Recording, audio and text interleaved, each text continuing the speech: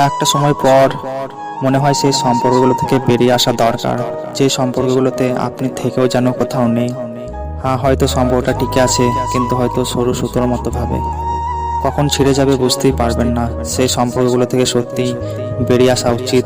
যে সম্পর্কগুলো আপনার ভূমিকা নগণ্য, হয়তো বা কোনো ভূমিকাই নেই। কখনো কখনো এমনটাও হয়ে থাকে, আপনি নিজের গুরুত্ব নিজেই বাড়ানোর চেষ্টা করছেন তার কাছে, হয়তো সে আপনাকে তারপরও গুরুত্ব দিচ্ছে না। আচ্ছা, সম্পর্কটা তো দুজনের, তাহলে গুরুত্বটাও দুজনকে সমান দেওয়া উচিত। আপনি হয়তো তাকে গুরুত্ব দিচ্ছেন, কিন্তু তার কাছে আপনি গুরুত্বহীন। তাহলে কেনই বা আপনি তার কাছে বারবার গুরুত্ব চেয়ে ছোট হচ্ছেন? ছেড়ে দিন, বেরিয়ে আসুন সেই সব সম্পর্কগুলো থেকে। কেনই বা পড়ে আছেন তার কাছে এই আশায় আপনি হয়তো তার গুরুত্ব হবেন? সত্যি বলতে এতটাও আশা কারো কাছে করা দরকার নেই। জীবনটা অনেক বড়, আপনি আরো ভালো ডিজার্ভ করেন। আসলে গুরুত্ব কখন কমে, দূরত্ব কখন বাড়ে, যখন তৃতীয় ব্যক্তির আগমন ঘটে। আর এখানে একটা তেতো সত্য হলো, আপনি এই সম্পর্কে তৃতীয় ব্যক্তি। তাই নিজেকে কখনোই তার সামনে ছোট করার কোনো প্রয়োজনীয়তা নেই। গুরুত্ব বাড়তে গিয়ে তার চেয়ে বরং আপনি তার থেকে গুরুত্ব কমিয়ে দূরত্ব বাড়িয়ে নিন।